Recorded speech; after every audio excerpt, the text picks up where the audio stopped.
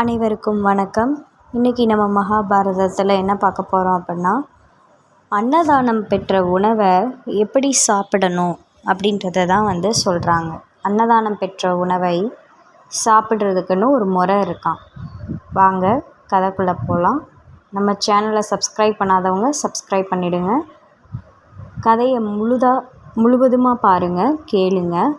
சரிங்களா? வாங்க வீடியோக்குள்ளே போகலாம். பிதாமகர் பீஷ்மர் அம்பு படுக்கையில் படுத்திருக்காரு. தன்னோட உடலை விட்டுவிட வர இருக்கிற தட்சிணாயன புண்ணிய காலத்தை எதிர்பார்த்துக்கிட்டு இருக்காரு. அவரோட இறுதி சுவாசத்தை நோக்கி மூச்சு வந்து போய் கொண்டிருக்கும் தருணம்.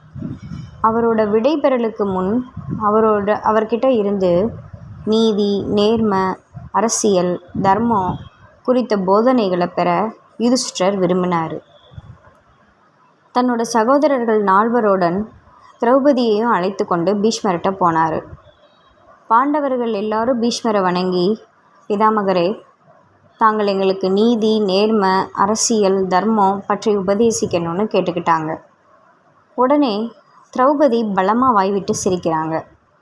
அந்த கேலியின் நெடிய உணர்ந்த யுதிஷ்டிரர், நம் தந்தைக்கு இணையான பிதாமகரை பார்த்து ஏன் சிரிக்கிற? இது தகாத செயல்னு கடுமையாக கேட்டார். துரியோதனனோட சபையில் துச்சாதனன் என்ன மானபங்கம் செஞ்சப்ப கண்ணனோட அன்புக்கும் கருணைக்கும் நிகரான முடிவில்லாத ஆடை மட்டும்தான் என்னை காப்பாற்றிடுச்சு. அப்படி ஒருவேளை காப்பாற்றாமல் விட்டிருந்தா என் கதி என்னவா இருக்கும்? இன்றைக்கி போதனை செய்ய இருக்கிற தர்மவானான பீஷ்மர் அந்த சபையில் அமர்ந்து வேடிக்கை பார்த்து கொண்டிருந்தாரே தவிர துரியோதனனை எதிர்த்து ஒரு வார்த்தையாவது பேசினாரா? இப்படிப்பட்டவர்கிட்ட நீங்கள் அரசியல் தர்மத்தை பற்றி கேட்குறீங்களேன்னு நினைக்கும்போது சிரிக்காமல் என்ன செய்கிறதுன்னு கேட்குறா திரௌபதி.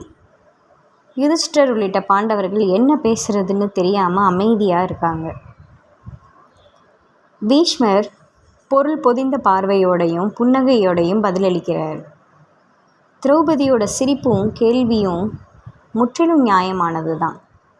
அவள் உதிர்த்த வார்த்தைகளுக்கு நான் பதில் சொல்லியே ஆகணும். அப்போ தான் உங்களுக்கும் உலகத்துக்கும் உண்மை என்னன்னு தெரியும்.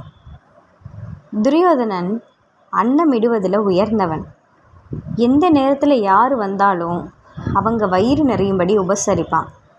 ஆனால் அவன் செய்யும் அன்னதானம் பரிசுத்தமான மனதோடு செய்யப்பட்டது கிடையாது. சுயநலத்துக்காக அன்னதானம்ன்ற பெயரில் உணவிட்டு அவங்கள தன் காரியங்களுக்கு பயன்படுத்தி கொள்வான். உண்டவர்களுக்கும் செஞ்சோற்று கடன் தீர்க்க வேறு வழி இல்லாமல் அவன் சொல்படி நடப்பாங்க. இதுக்கு சல்லியனும் கர்ணனும் தான் உதாரணம். ஒருவன் தூய்மையான மனம் இல்லாமல் வஞ்சக எண்ணத்தோடு மற்றவங்களுக்கு அன்னமிட்டா அந்த எண்ணம் உண்டவனோட இரத்தத்தில் கலந்துடும்.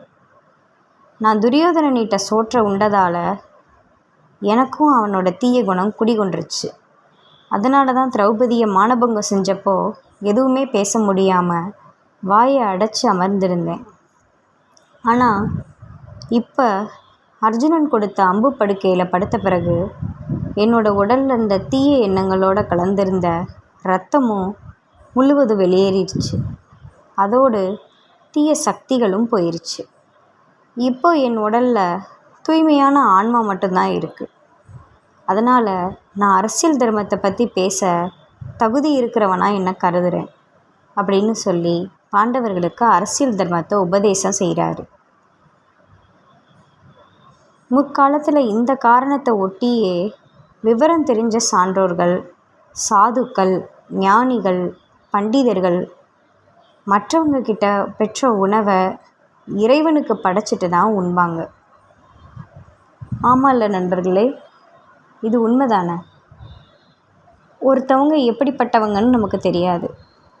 ஆனால் அவங்க கொடுத்த உணவை நம்ம அவங்க வீட்டில் போய் இப்போ சாப்பிட்றோம். அவங்க நல்ல விதத்துலேயும் உணவிடலாம், கெட்ட விதத்துலேயும் எண்ணங்களோடையும் உணவிடலாம். இங்கே துரியோதனன் மாதிரின்னு வச்சுக்கோங்களேன். இந்த கலியுகத்தில் நம்ம அந்த சோறை சாப்பிட்றதுக்கு முன்னாடி எப்பயுமேங்க ஒரு பிடி சோறு எங்கே சாப்பிட்டாலும் சரி, உங்கள் வீட்டில் சாப்பிட்டாலும் சரி, வெளியே சாப்பிட்டாலும் சரி, ஒரு பிடி சோறு எடுத்து இறைவா இது உனக்குன்னு சொல்லி கொடுத்துட்டு அதுக்கப்புறம் அடுத்த வாய் எடுத்து நீங்கள் வாயில் வைங்க. நிச்சயமாக யாருடைய கெட்ட எண்ணங்களோ அதிர்வுகளோ நம்மளை ஒன்றும் செய்யாதுன்னு சொல்லி இன்றைய காணொளியை நான் நிறைவு செய்கிறேன். நன்றி, வணக்கம்.